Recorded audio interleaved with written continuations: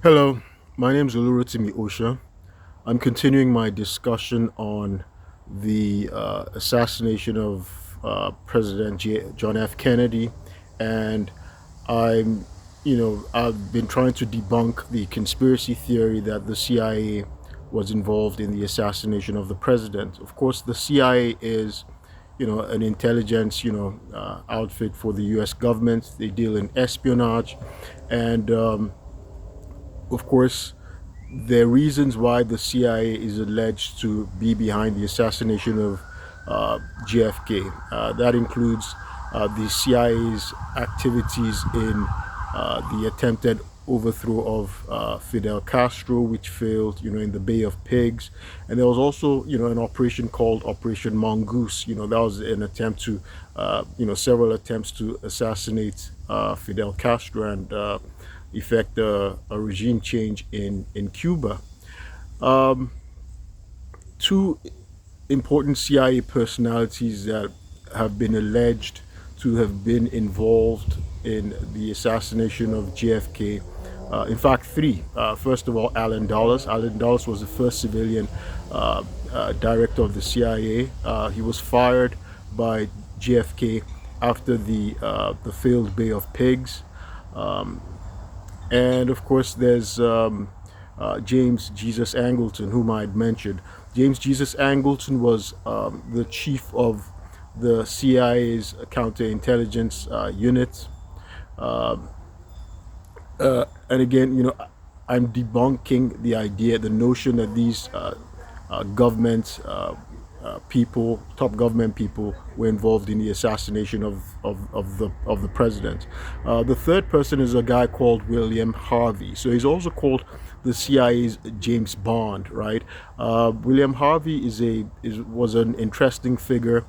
He'd actually originally worked in the FBI as a Nazi spy hunter, and he fell out with, of course, the head of the bureau, the FBI, who had a heavy hand about the agency, that's the FBI. So when William Harvey fell out with J. Edgar Hoover, he of course moved over to the CIA, and he had some remarkable success in the CIA, including the outing of the KGB spy, British KGB spy, Kim Philby. Kim Philby was, of course, one of the notorious Cambridge Five. I've talked about them in an earlier video.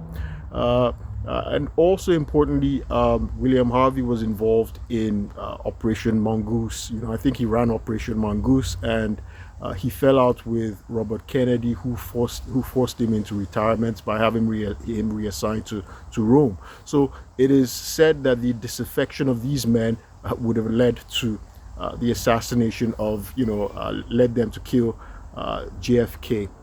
Now, that would be an instance of what's called exaggerated liberty. I did a video talking about liberty. These liberty, they're incorporated in our constitution, and of course in the Bill of Rights. So exaggerated liberty I discussed. Exaggerated liberty is not only a type of liberty that leads to inordinate exercise of one's freedom that may cause anarchy, but exaggerated liberty can manifest as well when a bureaucrat, for instance, a bureaucrat who is wielding excessive state power, excessive inordinate state power, and he feels, a commitment to an ideology, and he thinks that it's incumbent on him to abuse this state power he wields just to maintain an ideology, right? For instance, by abusing citizens' freedoms and individual fundamental liberties, such as having citizens assassinated. Now, these men, in their actions, the CIA, they did demonstrate exaggerated liberty. But would they go as far as executing the US president? No, absolutely not. I don't think so. And I'm going to give, my reasons why.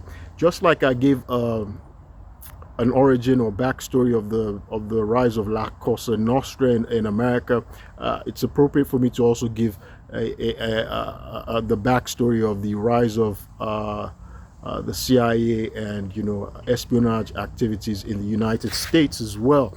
And of course, so espionage, of course, was part of the U.S. Military. I've mentioned espionage, is typically illegal, but espionage and military operations are like 5 and 6. They're that's I guess an idiomatic expression for another idiomatic expression to say joined at the hip. We can go all the way back to even the Bible. I'm a student of the Bible, and I remember, I could draw you to the book of Numbers, where the children of Israel, led by Moses, had just left Egypt, and Moses sent 12 spies. Right? It's actually in the Bible. He sent 12 spies. Amongst them were Caleb and Joshua. Right? And they were sent to go and spy out the land of Canaan. Right? Yeah, but they came back, they spied out Canaan to see the resources, the sort of people, if it was possible for them to be able to conquer the land, what it would take.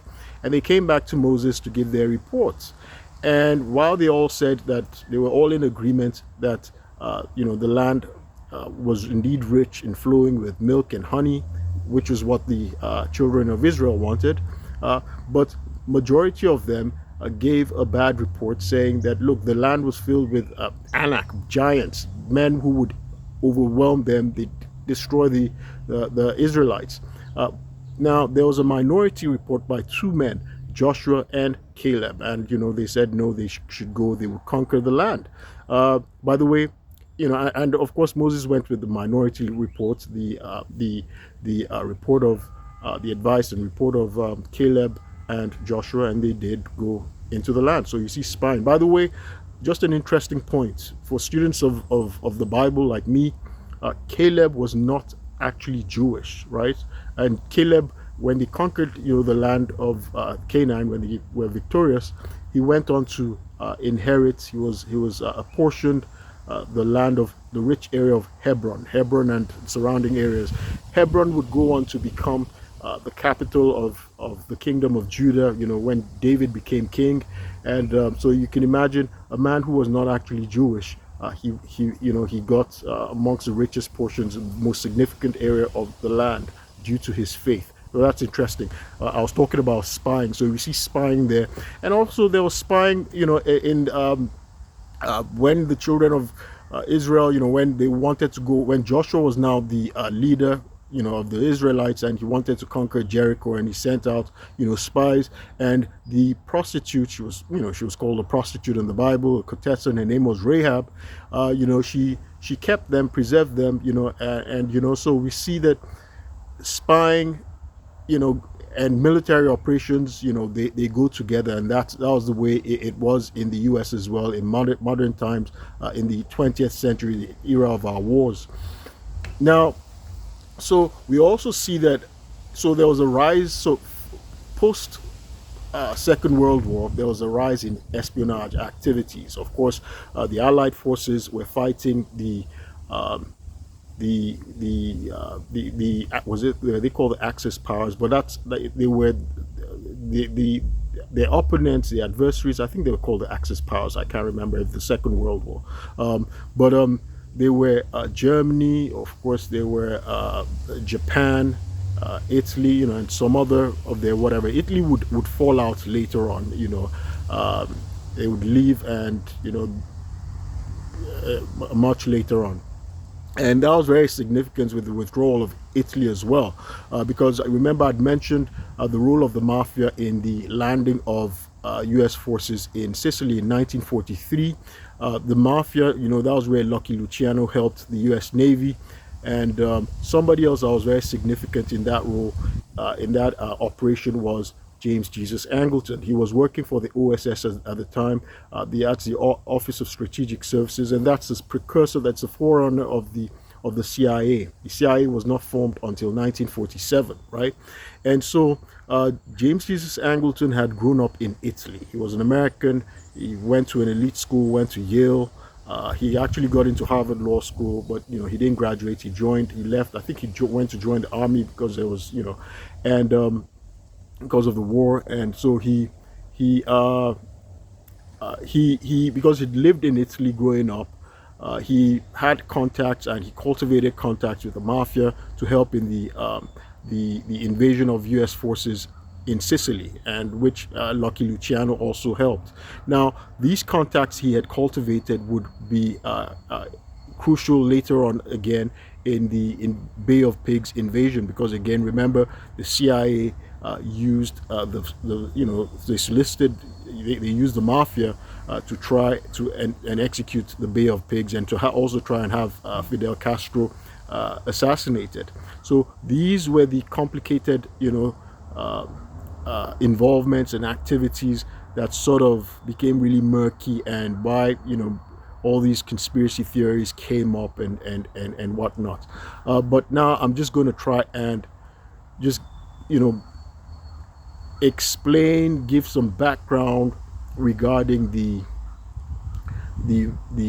very palpable political hysteria of the era of espionage wars. So the USSR, America, Britain, Canada, they were all allies against the Germans, the Japanese, initially Italy, and of course America removed Italy from the war with the capture and death of Mussolini. So over time, of course, the Allied forces won. The atomic bomb was dropped in 1945 on Hiroshima and Nagasaki. People think that it shocked the USSR, but it didn't, because the USSR had already started espionage activities. It had people that had infiltrated the US, right? I've talked about the scare, the numerous scare and hysteria that went on in America with the Espionage Act of 1917 and the Palmer raids, and when they were just picking people up and abusing rights of American citizens, and these went on again into the McCarthy era, the era of McCarthy witch hunts. But indeed, it was actually true that there was a Soviet infiltration in the United States. I may have to do a video later on to explain the ideology, the different ideology between the Soviets, the USSR and the US, right? One was espousing socialism and communism, the other capitalism, right?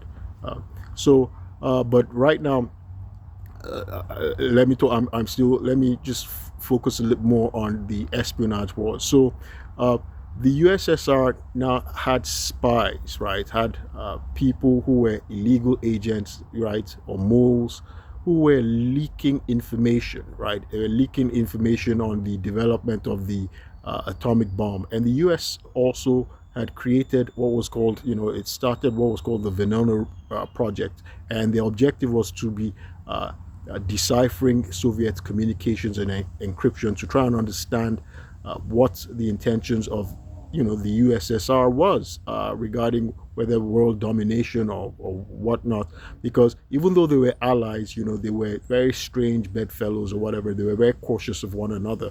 They were allied in this instance in defeating Germany. So there were people that had the communist ideology. They were ideologues, like a guy called Klaus Fuchs. Klaus Fuchs was actually he was British at this time. I think he was a naturalized British. He was born in Germany, and he was part of the Manhattan Project. So the Manhattan Project was the secret project to develop, the first nuclear atomic bomb, and it actually went on in Columbia University. So I actually took courses there in the physics lab, and so we used to watch it. So it was something very, it's historical, and so to be able to experience history, right? So the Manhattan Project went on in Columbia University's physics labs, and I remember I took two physics courses there, electrical circuits, and was it magnetism and electrical circuits, and I also took was it thermodynamics or something. It's been so long, but you know, it was like really cool that was where the Manhattan Project was being built under this secrecy. There is very bottled up secrecy, but this USSR already had its spies, and one of them was Klaus Fuchs, and he was, he was passing on information to USSR, and there was another guy called Theodore Hall as well.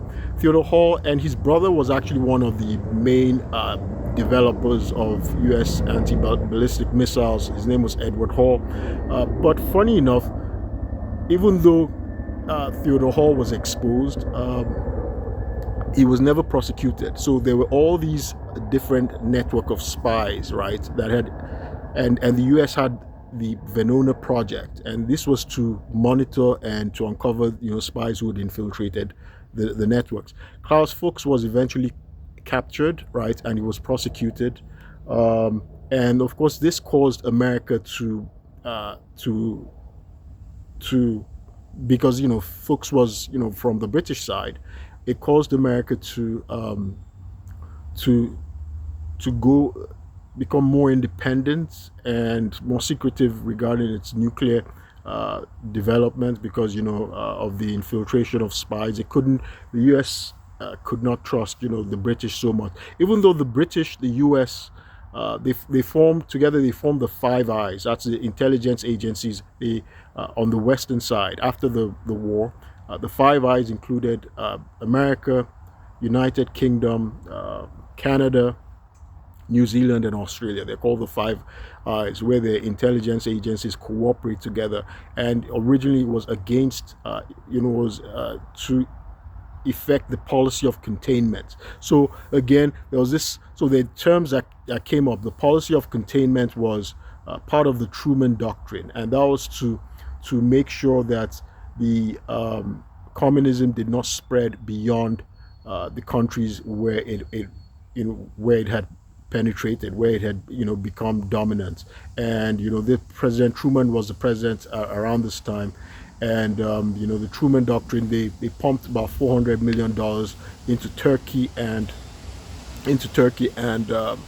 Greece to try and prevent the spread of communism. And President Truman would define the new war in the era of the Cold War and the espionage wars that was concomitant with the Cold War, as a war between democracy and despotism. Democracy was, US was, and the Allied forces, the West, were supposed to be representing democracy, and despotism was, the USSR and the Warsaw Pact. Their allies were supposed to be, or their satellite states were supposed to be representing what Truman called despotism. And of course there was a Marshall Plan as well following the Second World War, because the US felt they needed to invest in Western Europe that had been destroyed as a result of the Second World War. So they invested billions of dollars to grow the economies of Western Europe, so they could also resist the spread of communism. And so that was part of the policy of containment, to restrict the spread of communism. But a lot of these people who became spies, so spies included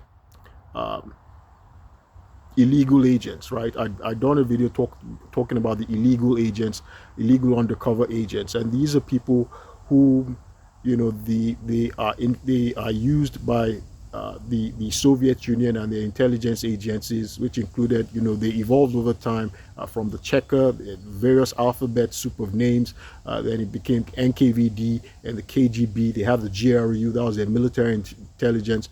And so they would infiltrate, they would cultivate certain people, and they would use actual documents from Western nations. Maybe it's America. I talked about the mole, the spy, the illegal agent Conan Molody, who lived in America as a kid, and he subsequently went to England under the assumed name of Gordon Lonsdale as a businessman. And so they'll get fake papers. There's another guy again, Albert Dictrick. Albert Dictrick lived as Jack, was it Jack Barsky?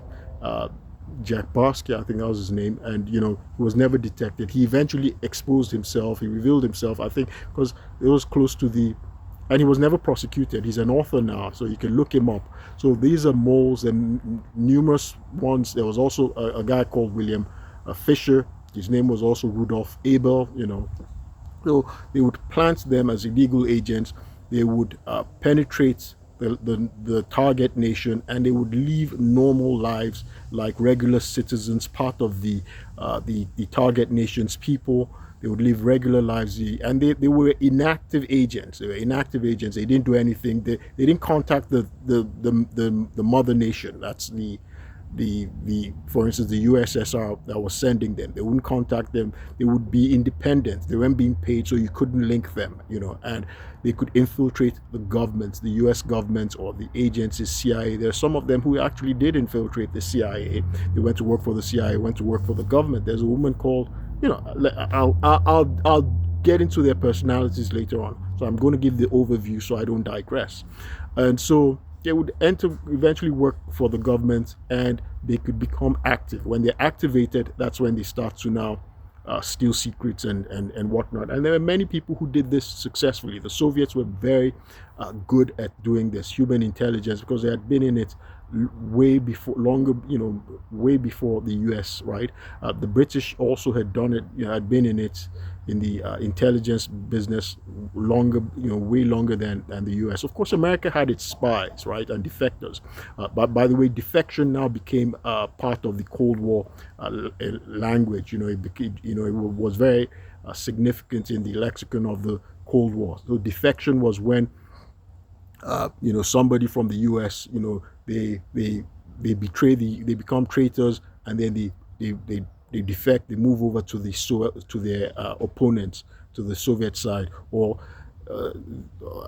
also somebody from the USSR would defect and give up their ideology and embrace the US, become a traitor, and move over to the US's side.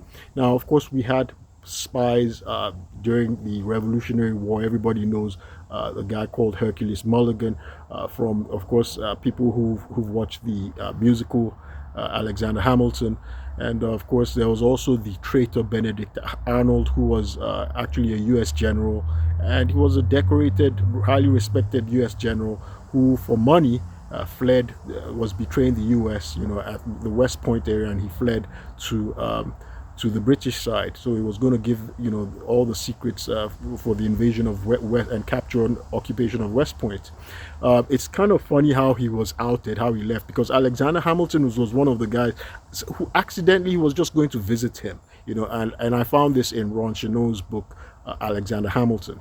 In any event, let's go back to the Cold War era. So we had all these spies, and so Klaus Fuchs was transferring secrets over to the USSR, which helped the USSR to actually start developing their own nuclear bomb. And so one of the ways that the US was able to discover these the infiltration was a woman called Elizabeth Bentley. So she was an American citizen who was spying on behalf of the NKVD, but she on behalf of the Soviets.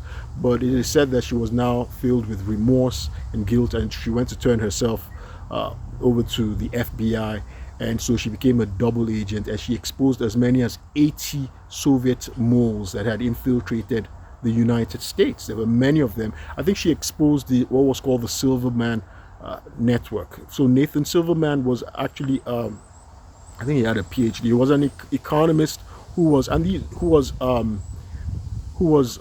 working in the U.S. government. I think the war board under FDR, right? So he was working in the U.S. government, and he had this network of people he could cultivate. There were so many, and they were in the government. What was interesting, though, is that even though the U.S. had the Venona project to counter, as counterintelligence, and they had uncovered a number of these spies. They didn't uh, they didn't prosecute them because they didn't want, many times, just like this guy Theodore Hall. The U.S. didn't prosecute Theodore Hall because they didn't want the Soviets to know that they had discovered their espionage activities, their infiltration, right? So they could use it as another tool of counter espionage. That's on the U.S. side. They could use it to counter what they were going, what the Soviets were doing. Uh, a famous couple, or infamous couple, that was actually part of that espionage network that were exposed during that time were Julius and Ethel Rosenberg, right? And they, however, were executed through the electric chair. So it's kind of funny, the thinking of the U.S., how they did it then, because they executed Julius and Ethel Rosenberg, but they didn't do anything. They didn't prosecute Theodore Hall, who was actually leaking secrets. A number of people, they were leaking secrets at this time. They knew of Nathan Silverman and his network. A number of people they knew.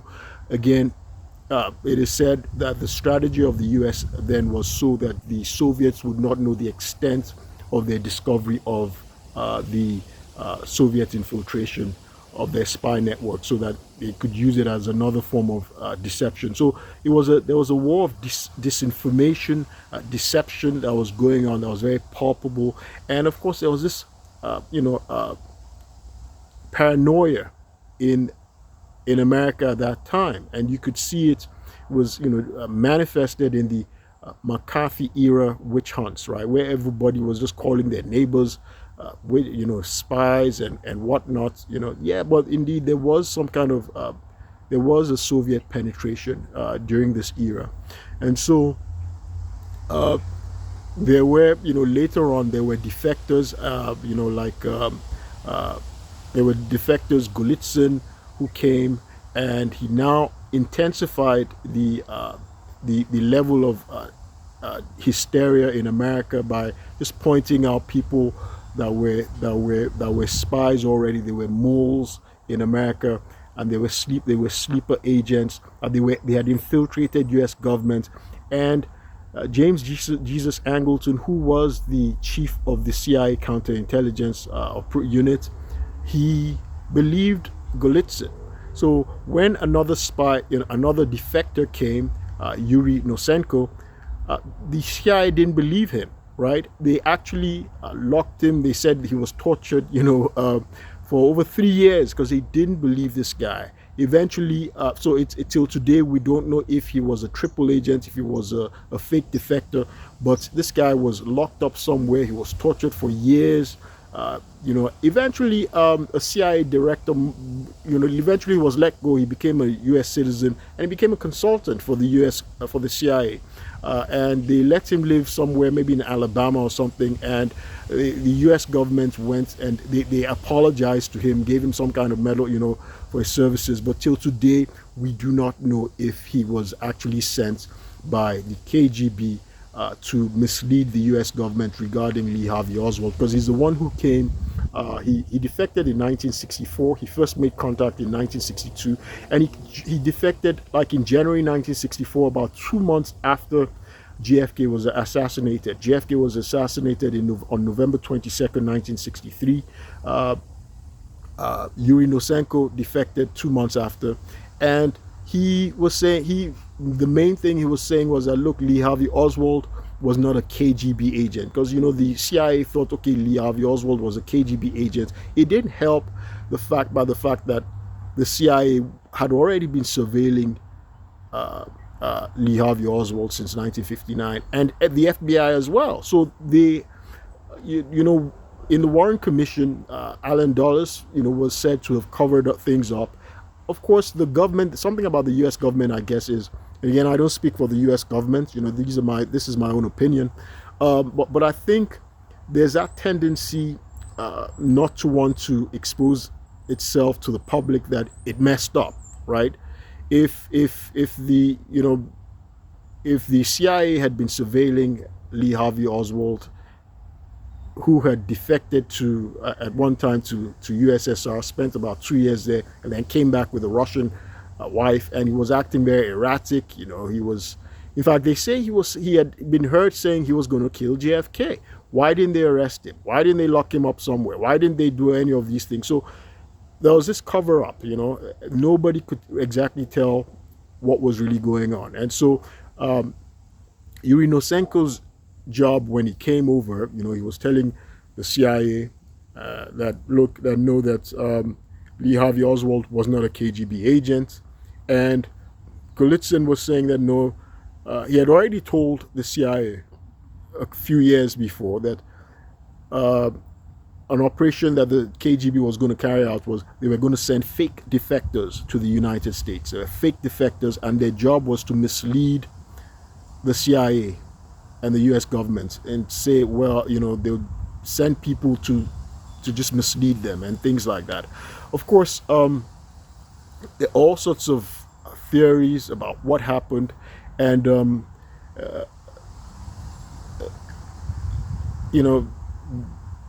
again, there was this hysteria, right, and paranoia going on due to the espionage wars. And I think it's appropriate for me to do a video to just talk about the ideological differences, because it was a war of ideologies, and it's called the Cold War. So the US and USSR never actually went physically to war, even though they had all these proxy wars through their puppet governments, nations that were in alliance with them. For instance, the wars in the proxy wars in Vietnam and Korea, right? It was really the US was sponsoring the South Vietnam and South Korea, and what became South Vietnam, South Korea, and the USSR was sponsoring, North Vietnam, North Korea. And so they had all these proxy battles, but the main dispute was the ideological battle between them. And so I think it's appropriate for me to do a video just discussing the ideological differences between the US and USSR. But it is said that Nikita Khrushchev, who took over from Stalin after Stalin died in 1953, and it's kind of funny the way he undermined the person who was supposed to be the anointed successor of Stalin. His name was Beria. He was the head of the intelligence service, the precursor of the KGB. The KGB was reorganized, formed under Nikita Khrushchev. So Beria was Georgian, just like Stalin. Stalin was actually from Georgia. So I'm going to do a video just talking more about the backstory, of the USSR, the rise of communism, and the conflict between the two nations.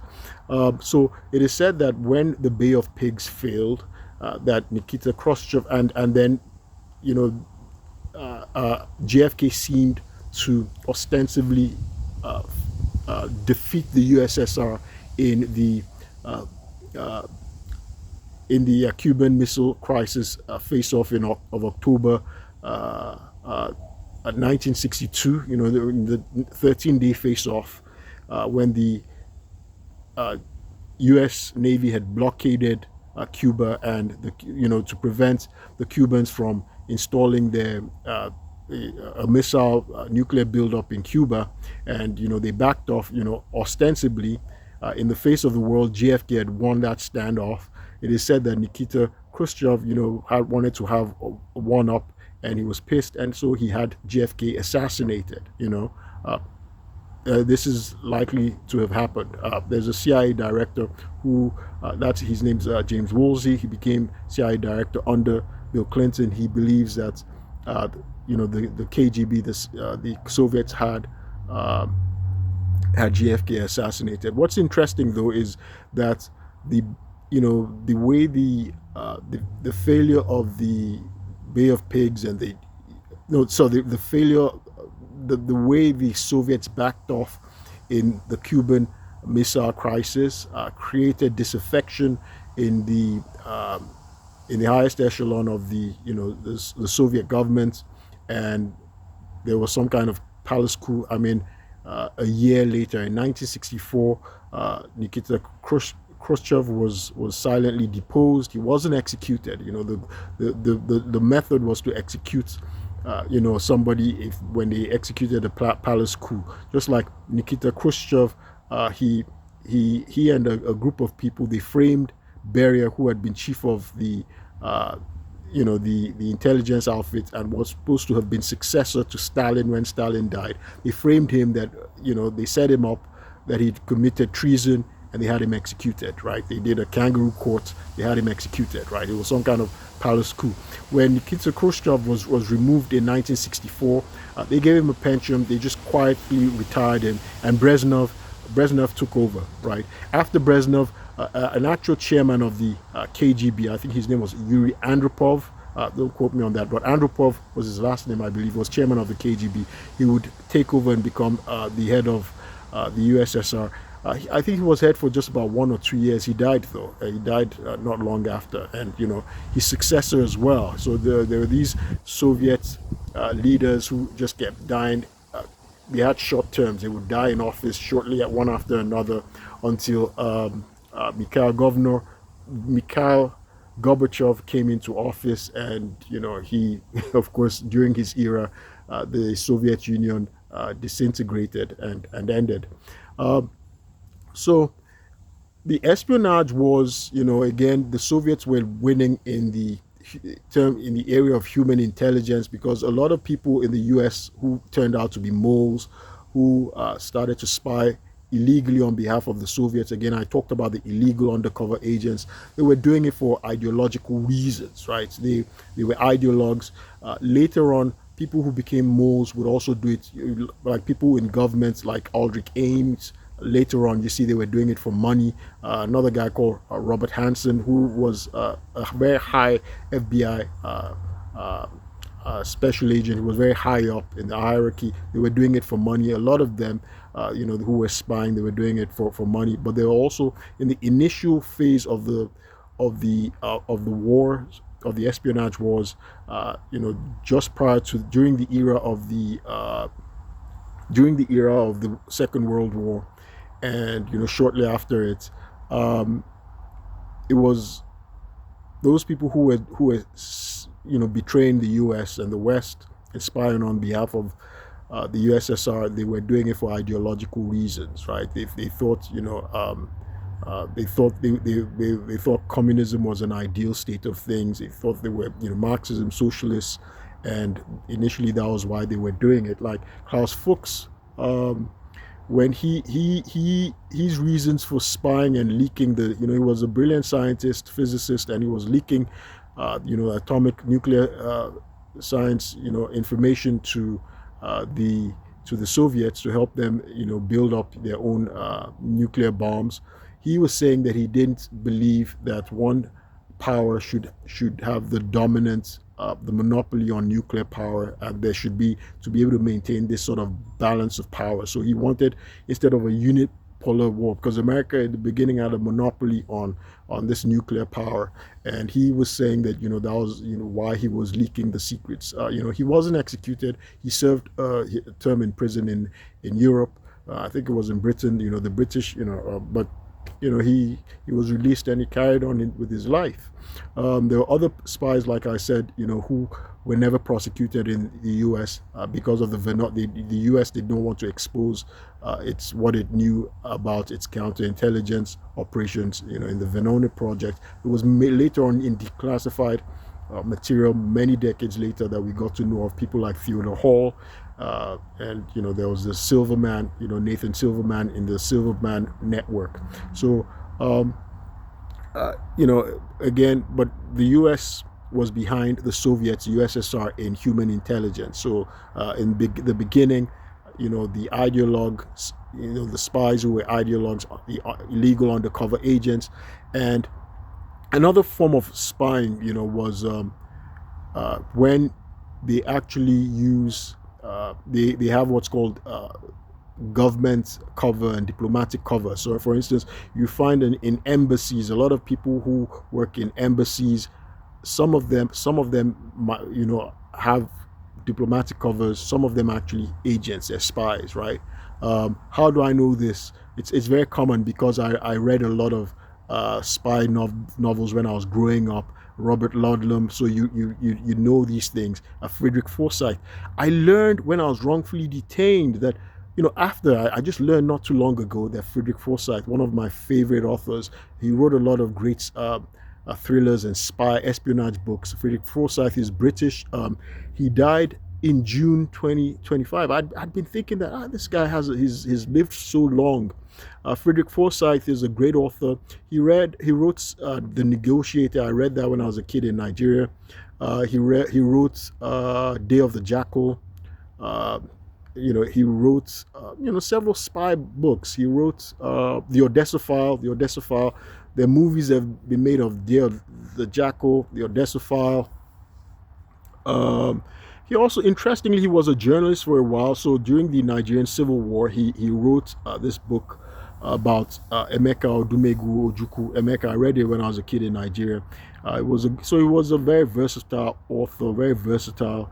Frederick Forsyth. He was one of my favorite spy authors, and so in their books you get to see, how spies operate. Many of them tend to live in embassies, right? So they work in embassies in the foreign governments, and they have what's called diplomatic cover. But others who are illegal undercover agents, they can be exposed. We know what was in the media, like Valerie Plame, who was a female spy. By the way, a lot of spies that were used, a way they can get somebody to become a spy again is through blackmail. So it was very common for the US or the Soviets. They would use a woman, a prostitute, and they would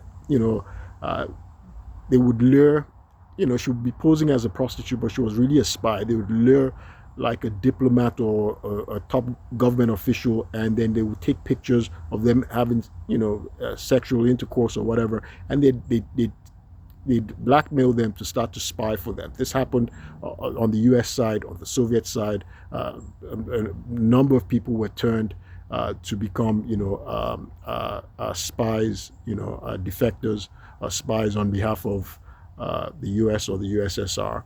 And some of them, might be exposed. By the way, I mentioned Valerie Plame. She was an undercover agent. I don't know how her activities were done. I'm not saying she was a contestant or anything like that, but she was exposed, and it blew their cover, once they've been outed, because, the illegal undercover agents, they're posing, doing some kind of job, and ostensibly, saying, well, this is what they are. They're a business person, when they're actually an illegal undercover agent. They're a spy for a foreign government or whatever. And once they've been exposed, that's it for them. And, I mentioned Elizabeth Bentley, who had been spying for the Soviets and eventually exposed, she exposed was it the Silverman or Silvermaster, spy ring. What was his name? Nathan, it was Silvermaster or Silverman. I can't remember his name. I'll correct that when I do. Yeah. So in fact, another theory, something that was discovered. There was a woman called, when I get her name, Ellen